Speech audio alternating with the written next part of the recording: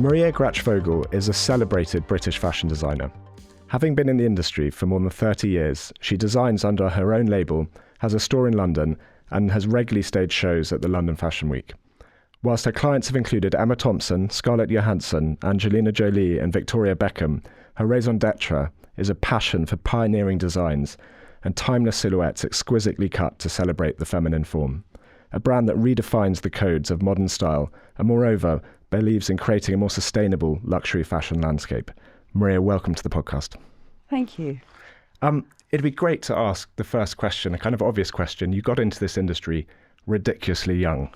Can you talk about that, how old you were and what happened? Yeah, of course. I mean, I think as long as I can remember, I wanted to be a designer. And, sort of 7, 8 years old, I was sort of imagining things from these kind of rather gorgeous curtains that were hanging up in the living room. And I think must have been around 12, we started taking fashion and textiles at school. And I was, at this point, I was sketching ideas and coming up with things. But then I started learning how to cut and make things. And that combined with, let's say, a period in your life going through sort of teenagedom where you're really conscious about your body. So I discovered that the way you cut something and the way that you can create a garment can make you taller, slimmer, can actually essentially transform how you feel about yourself. And so for me, that was the kind of driving force behind, I suppose, my work even still today. I was really, really kind of in love with that idea. So it started from there. And then at around could be 15, 16 or so, I had decided I sort of put together a collection, decided I was going to exhibit it at London Fashion Week. It's a fairly precocious thing to do at that age. Well, a little bit, but my mum had somehow would get me tickets for the exhibitions of London Fashion Week. And I remember going along pretty much every season religiously. And I was like, I need to be here. I need to have my collection here. So I'd sort of took this collection in a suitcase, rather randomly, to Amalgamated Talent, a lady called Caroline Coates at the time. She was running this kind of small kind of collaborative thing for young designers. And I said, right, I'm going to go in there because they help young designers to get started. And of course, I, said I was older than I was. And, she was super, super kind. She looked at the design. She said, look, she started asking me lots of questions as they do. Where are you going to stock? What's your price point? All kinds of business questions. And after the conversation, she's like, look, you've obviously got a lot of talent as a designer, as a creator, because had lots of finished product, but you really need to learn the business side of things. She gave me, order confirmations, and these are the kind of terms and conditions you might have. She told me a little bit about the fashion industry, and she said, you really need to learn those business skills if you're going to make a success of having your own business. So that was a sort of starting point for me, and I went off and did a very specific fashion in business course. And as part of that, you cover all kinds of areas that were, sort of learned about the industry, etc., but also about things that, as a creative, it's perhaps not my natural talent to learn about managing a cash flow, for example. But that became a really important piece of information. This is the money side of it. This is how, you're going to make a success of this business. And so I guess that then led me into, well, I need some money to do this. So I ended up in the city, which seemed like a good place to earn some money to do that job. Were you talking the sort of 90s heyday there? Or what years? Well, it was kind of, at the time, it was sort of late 80s, early 90s. So I was there not for that long, actually. But in that sort of short space of time, I, in a very different environment, let's say, I learned quite a lot of, I think, transferable skills.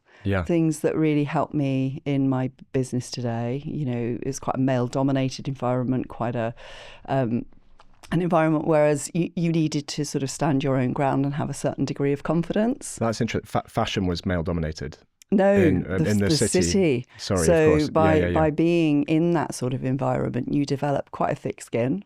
A certain degree of confidence in how you present things and how you are, I suppose, as a woman. So taking kind of some of that knowledge and obviously all of the business skill knowledge and the little bit of money that I'd saved, I'd set about and launched my my own business. That's amazing. And I think how unusual. I mean, it's very rare, I think, to speak to someone in your position who's talking, and we'll talk about this more, about the creative side of it and your views on fashion and creativity, but also can talk about a cash flow and how to manage a business. But it's a phenomenally hard business to succeed in. So would you attribute some of your longevity, your success, to that formative period?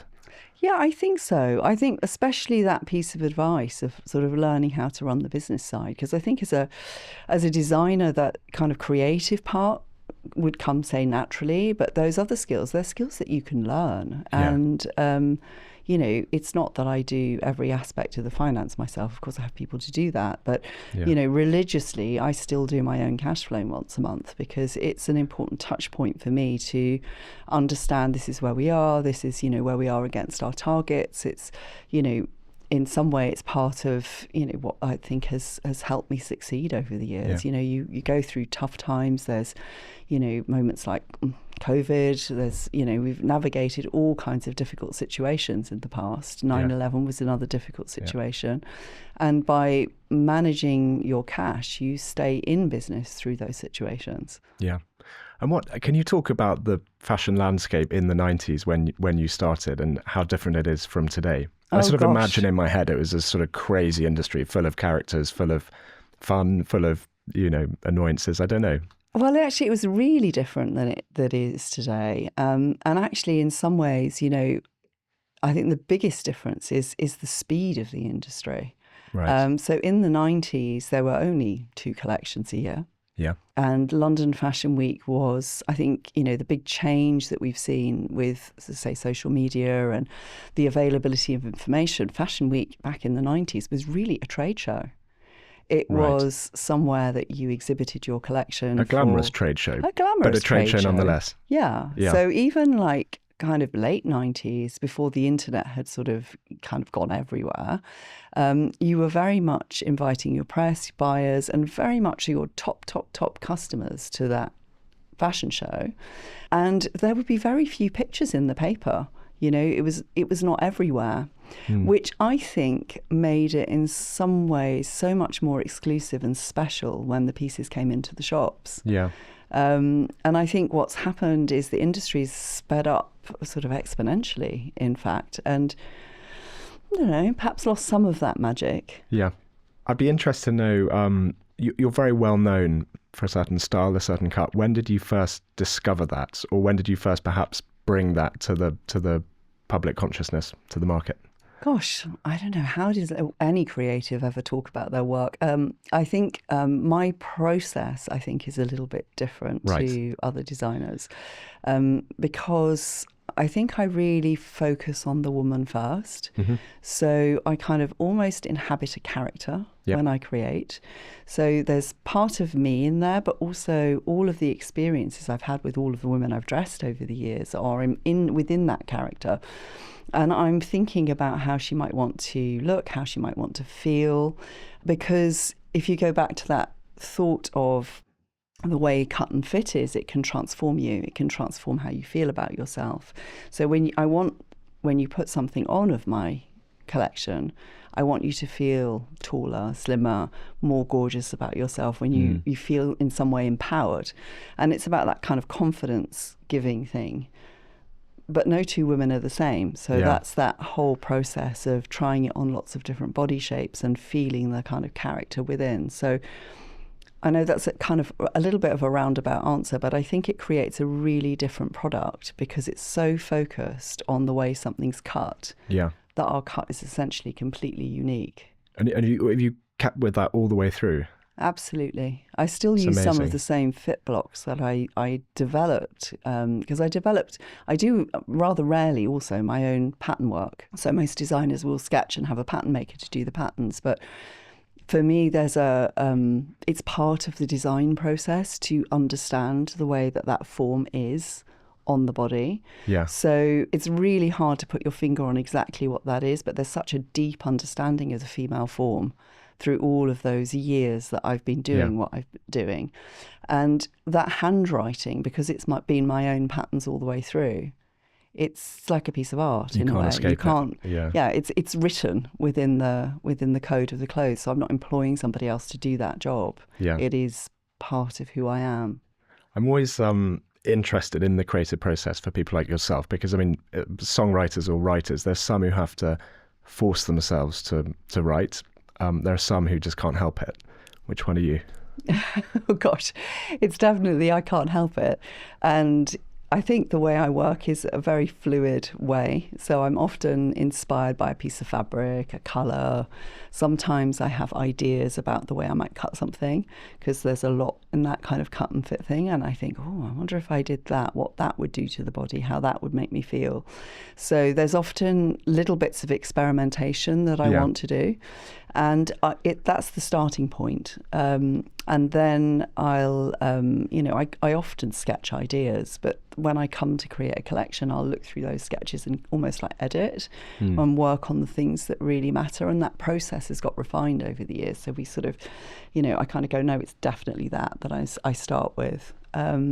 And from that, I play on my body. So we create toiles, which are like mock-ups of the garment. Yeah. And I work on my body, but also on everybody in my studio. And I'm watching not only how they look in something, but also how it fits, how it feels, how it moves, how they feel in something, how I feel in something.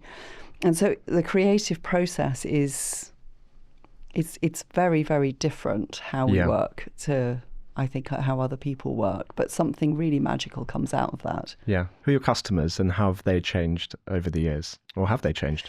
Gosh, well, actually, we have such loyalty from our clients, which is phenomenal. And I think that is also one of the things that continues to drive me and continues to make me do what I do, because I get so many wonderful comments from women saying, I have more compliments when I'm wearing your pieces than I do in anything else. Wow. And that's just so incredibly flattering. And it does mean that we keep our clients for the long term. And we now have the daughters that are shopping with us. That's fabulous. So yeah. let's just say it's an organic process. It's not necessarily defined by a particular age group, actually, because we dress women from all ages, but it's defined by a bit of an attitude to the way that they want to dress, because they're finding pieces that they're considering in their wardrobe for, let's say, a long-term purchase. They know they're going to wear it on repeat. They know that it's a purchase that's going to last them for a very long time. It's not a throwaway purchase. And quite often it's an investment for people. We even have clients that save up or pay in installments to own a piece. And all of those things mean such a lot to me, because it means that the clothes are doing what I intend them to do. Yeah. Ever worried about being cool? I think perhaps when I was younger, but I think that's the thing that changes with age for sure is, for the longest time, I think you try and fit into the fashion industry. And at a certain point in time, I was like, actually, what I do is so very different. Yeah. I'm just going to be who I am. Yes. Yeah. And is it, your British brand, obviously, are you a proudly British brand? Is that a big part of the DNA of what you do? Yeah, absolutely. Everything is made in London, actually. Yeah. So we kind of cut and make everything in our atelier in Jermyn Street. Yeah. So, everything is kind of produced London-based. We try and keep everything as local as possible. And is that a message that resonates outside of the UK? Yeah, I think so. And I think more and more on the kind of sustainability front also. I think people are becoming more conscious about where things are made and people being paid fairly. So we have a kind of slightly different way of working that has evolved. So we're really into the idea of we produce only what we need. So we have something we call a circular stock, which is an ever-changing stock in our boutique. So people can come in, and if we have your size or colour, then obviously you can buy that and we'll replace it. Maybe with the same thing, maybe with something different. Yeah. And then we also, we're kind of, I suppose, if we don't have the colour or size, we'll make it for you. We'll make it to order. And So there's no waste, there's no sort of excess stock. We have no waste. We have obviously very there's little some waste, waste, but and no excess stock. Yeah. So it's a constantly, dynamic and exciting way of running a fashion business, actually. Well, I said let's talk about that because it's a bit. You can sort of categorize an industry like fashion, and there's good actors and bad actors. There's clearly massive irresponsibility. And there's responsible people. Let's just talk about the industry as a whole to begin with. What are your bugbears? What are the things that trouble you about the industry? And I suppose some are obvious, but you know it better than us. I think it's mainly the speed of things. And I think there's been, over the last, how many years, a sort of focus on speed, newness, really kind of churning product and creating product that's cheaper. But the sort of net result of that is actually you've got a poorer quality product on the market. So that sort of focus on creating a volume and creating something at the right price that's going to drive sales has a knock-on impact, because a lot of that product is not well made. Yeah. It's going to fall apart really quickly. It's not going to last. And, there's a carbon impact to everything that's made. So, my view is make it well, make it really beautiful, make it last. And actually then the investment in that carbon that you have used to create that product, whatever it might be, at least it has a real purpose, and it's going to be loved, treasured, worn, repaired, etc. over a period of years, not sort of thrown away and disposed of and then a new one bought. I think that's the whole kind of concept, that consumption piece, that really has started to bother me over the years. Yeah, and so you were, was that organic? Was that a sort of sudden decision when you had an aha moment that about how you're going to do this, or was it a sort of evolved through your beliefs? I think it sort of it was always there in my beliefs of this is what I do, this is how I am as a brand and as a designer. I wanted to create product that women loved and treasured. But I think what I started to see as the business started to grow and inevitably expand is I started to see that we were being pressured to do more, to make more collections, to have 4 collections a year, to create more, essentially. And I started on that path, but very quickly changed direction because I felt it wasn't aligned with who I was. I felt that it was too much pressure on myself as a designer, because creativity needs space. 4 times a year versus 2 times a year, it requires you to speed up. And actually, there's something in the slowness that actually creates a better product. Yeah. So there was that aspect of things that wasn't sitting well with me. There was also the fact that, actually it's supposed to increase sales. And yes, it might increase turnover, but it wasn't increasing profitability, because a lot of that product, because it was on the shop floor for a much shorter time before it had to go on sale, it ended up being discounted and eroding your margins, essentially. So I was like, well, why am I doing this if the product that is ending up being discounted ends up with people that maybe don't value it in quite the same way because they've bought it at a cheaper price and they treat it as a more sort of disposable piece of fashion? It felt so out of alignment with what I did as a core brand that I just thought, well, let's try to do it the old-fashioned way, I suppose, and do something different. Yeah. And how's that, at the moment, that's presumably working very, very well for you really well. As a brand, as a business? Yeah, really well. I mean, I think it was kind of interesting because you take that decision some time ago. And of course, it's not an easy path to do that when, you say, well, I'm not going to be in any department stores anymore. You're essentially sacrificing volume and, I suppose, revenue. Which is Absolutely. a hard thing to do in business. It's a hard thing to do. It's a hard thing to do. And particularly also, you're sacrificing sort of distribution and image because you're no longer in all the department stores. Was one of the things I had to make a decision on. It's like, well, if I'm going to make this work, I can no longer be in Harrods and Saks and Selfridges. Gosh, that's tough. Yeah. So, there was a lot of business I had to lose. And at the same time, continue and stay in business, that cash flow piece again. Yeah. So it was a bit of a, let's say, a journey to be able to do that. But I wanted to prove that it could be done. And I'd say post-COVID in particular, what we've really seen is coming out of that, people value things differently. And I think there's a real shift in consciousness now.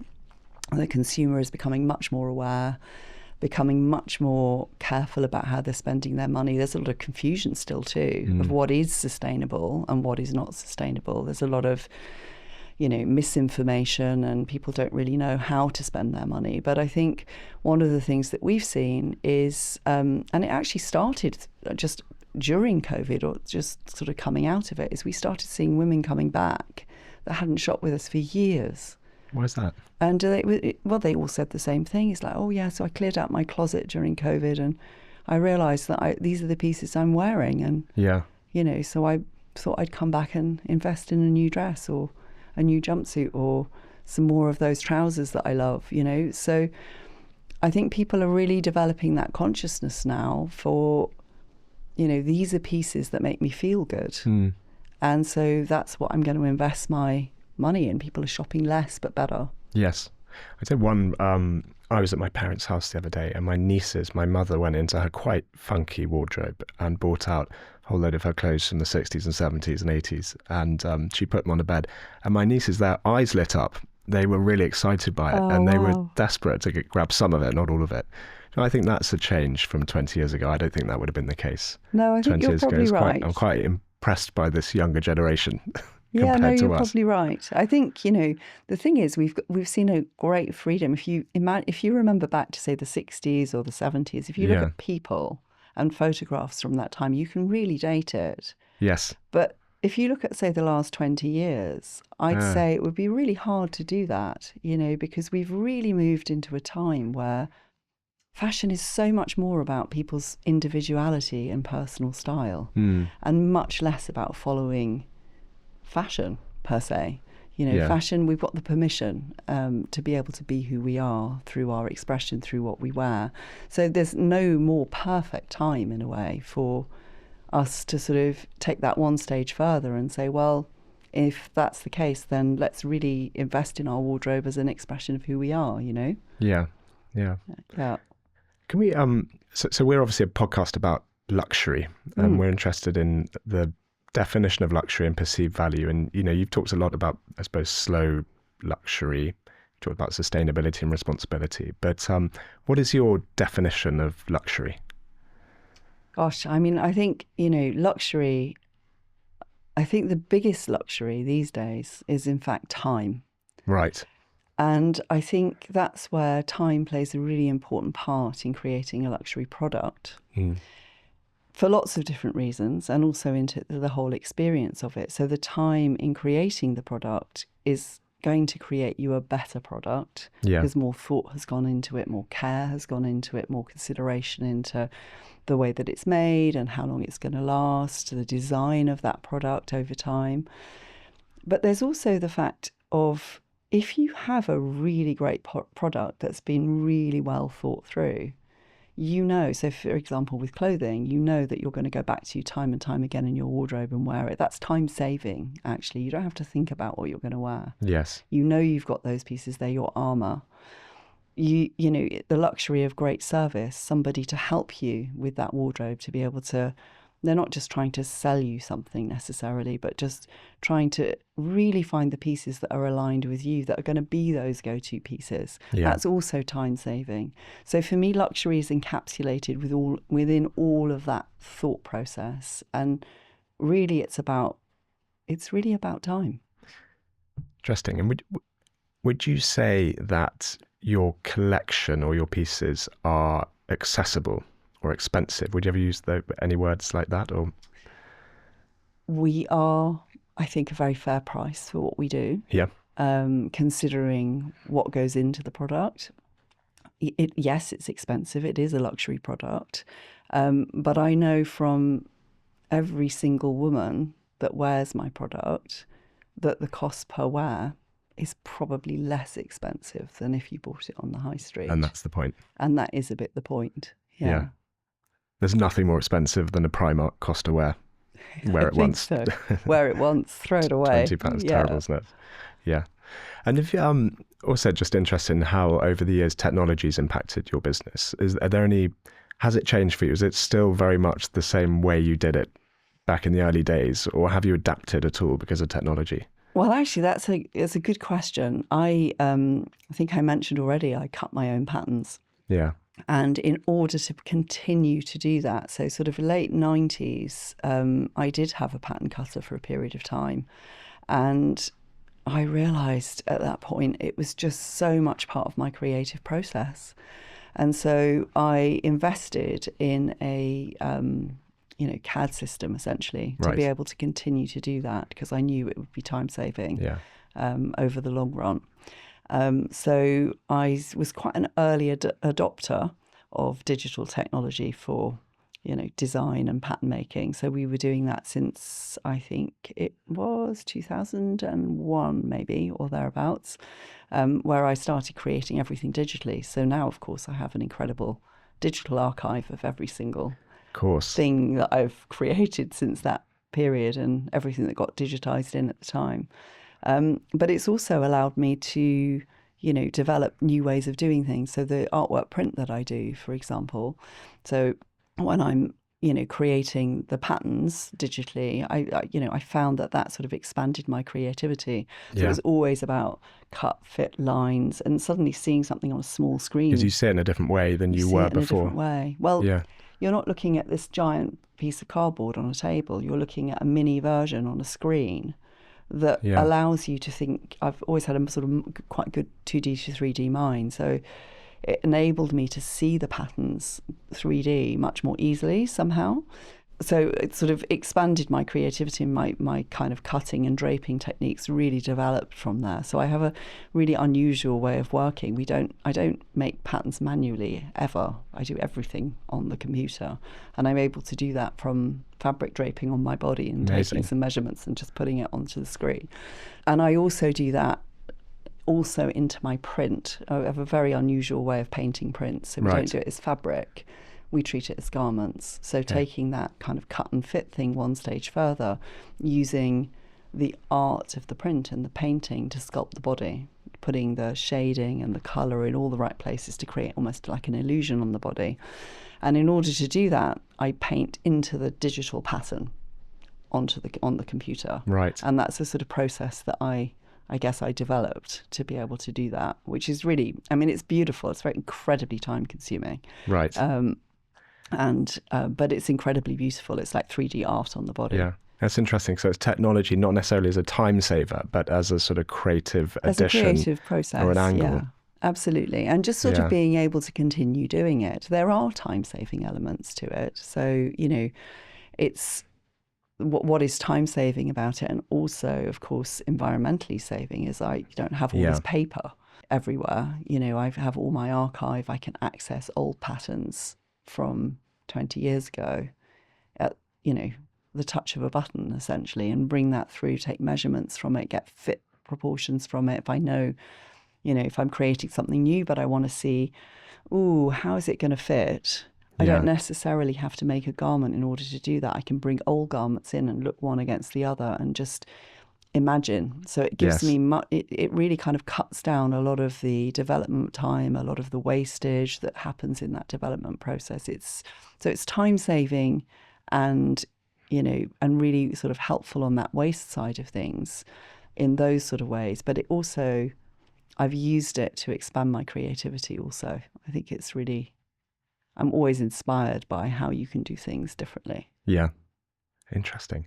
I heard something the other day about I think it's David Putnam, the film producer, and he had did a string of brilliant films in the 80s, like The Killing Fields or The Mission. And he did a film, I think it was Memphis Belle, and he said I was sort of producing the film and I couldn't hear the soundtrack to the film. He could always place the music to the film, and it was a key part of how he put it together. And he said I had to stop after that. It was the end. Do you think you'll ever reach that point where your creative bank is empty, where you think, I've had enough, I'll stop, I've done it? Oh, I don't know. Maybe. Do you worry about that?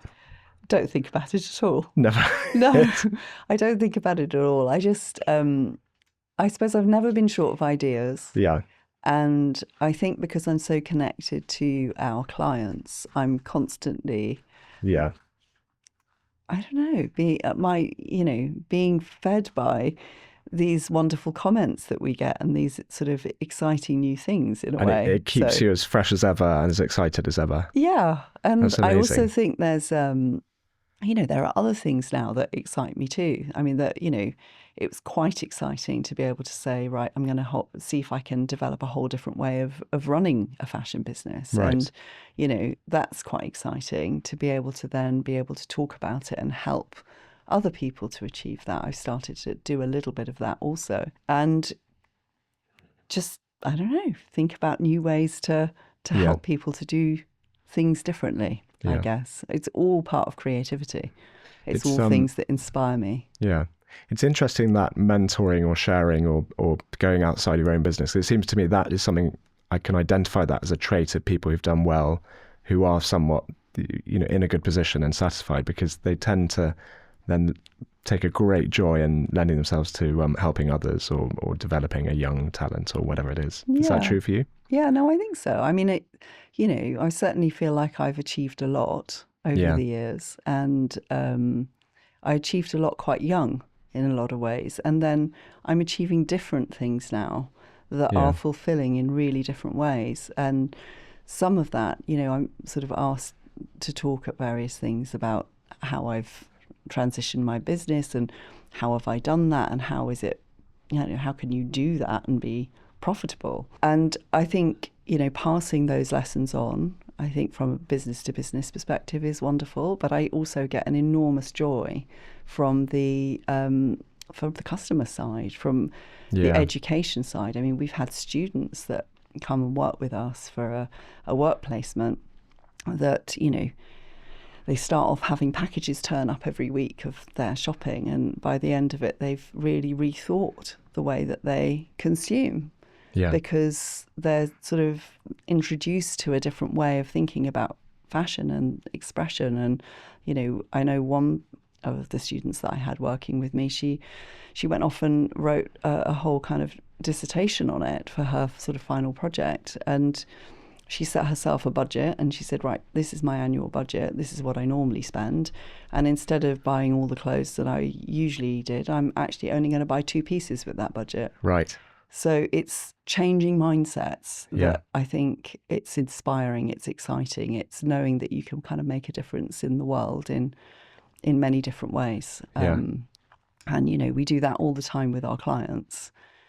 But it's also nice to be able to extend that into other areas too.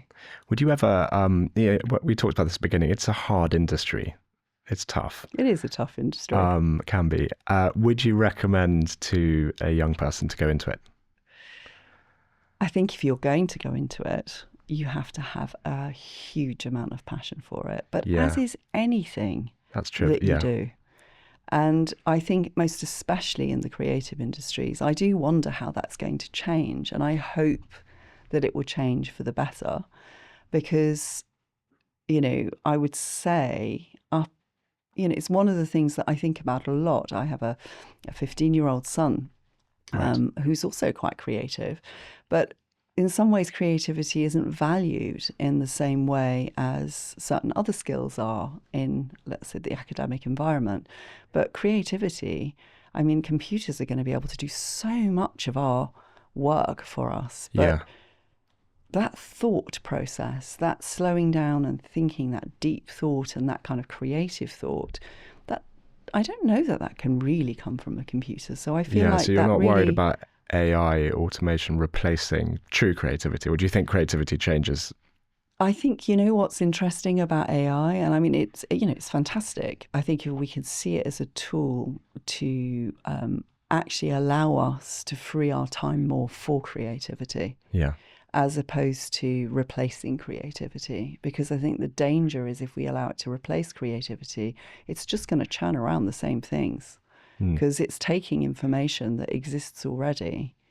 And of course, it's easy. It's convenient. It's, it makes our lives a lot easier. But it's a little bit like if you don't use it, you lose it, right? It's, all of these parts of our mind that we're no longer using fall away. And, we've seen our attention spans get smaller and smaller and shorter and shorter. And, I do worry about that aspect of things. For example, the climate aspect of things is, in order to solve some of these problems, they're perfectly solvable, but we need to think about it really deeply, really carefully, and we need to collaborate. Across the world, we need to collaborate. We can't think in individual silos. But none of that happens without slowing down, without creativity, without, that space for the deep thought. Yeah, I agree with that. A couple of shorter questions for you. I'd love to know, you surely shouldn't have favourites, but do you have a favourite client or customer you've sold to?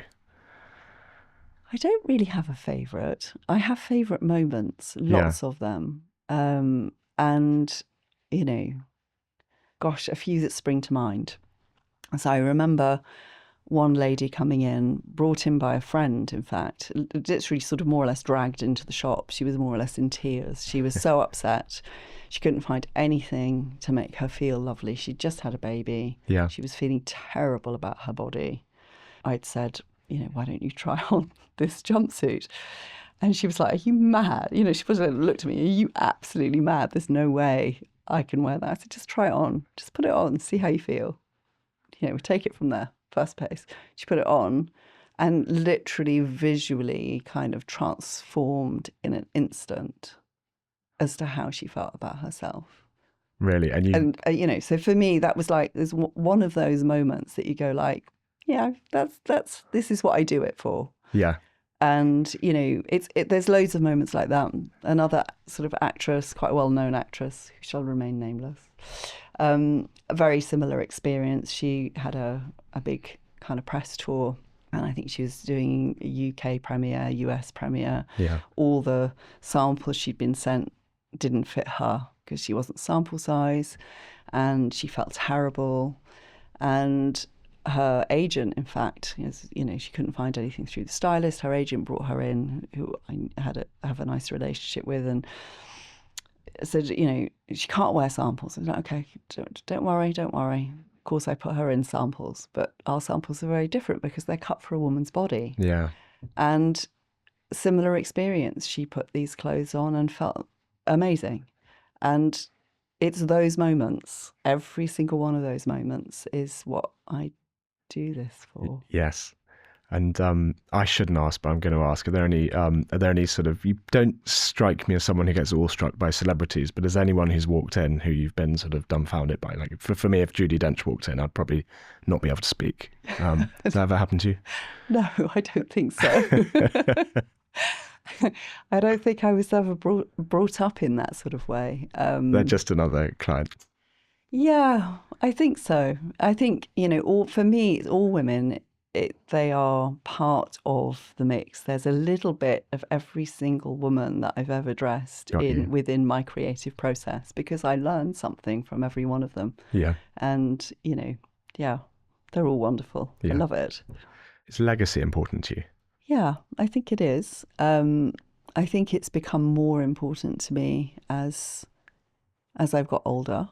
And I think it's become a little bit of a kind of, I suppose, a mission for me to kind of empower women through their clothes. Yeah. I think, that's something that I feel, I don't know, quite connected to as a bit of a purpose, that it's actually, I've seen so many women achieve so much more confidence and empowerment and joy from their wardrobes. And I think it would be really, it's part of something I want to kind of give to the world in a way. Yeah.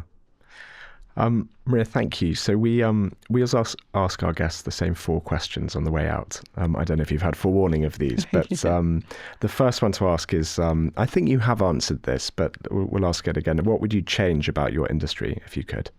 The speed of it. It's really. The speed, yeah. Yeah. So I would kind of slow it down again and bring it back to the craft, the beauty, the art of fashion, essentially. Yeah. And what most concerns you about the world we're leaving this next generation, your son's generation?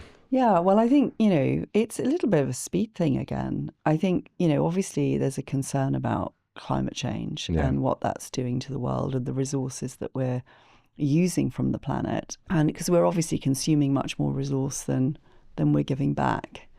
And I think a lot of that comes down to the speed at which we're operating. There's so much focus on speed, convenience, newness. Products, therefore, then get built for obsolescence. Yes. Yeah. And I think, that concerns me for those reasons, because we're not looking after the planet for the future. But it also concerns me because operating at that speed, we never get that space to ever think about how to solve those problems. Yeah. It's almost like we need to refocus a little bit and rethink how we operate as a world. Less in sort of silos of, individual businesses growing to enormous sizes and producing more and focusing on consumption, but more thinking about how we could work as a collective and much more kind of collaboratively in that space. I agree with that. I love this question. If you had to give up your job tomorrow, you're not allowed to do this job, what would you do? That's such a hard one. I think I would have a very well-earned rest, first and foremost. You'd sleep, go on holiday. And then probably think about how I could utilise my skills and talents to help in some way and bring that to a different space. Yes. Okay. So sort of teaching or inspiring people. How I could take what I have and what I have, innately within me and what I've built over the years, because you can say you have a talent for design, but it's all of those years of perfecting that skill over and over and over. That's something that's really, in some ways, there's something in that wisdom that you could definitely pass on. Yeah. And in these tricky times, we like to leave it on a high. And so what for you is the most exciting thing on a 5-year time horizon? Well, I think for me, obviously, continuing to have all of these wonderful experiences with women. I absolutely love every moment of that and continue to love that and want to have more of that in my life.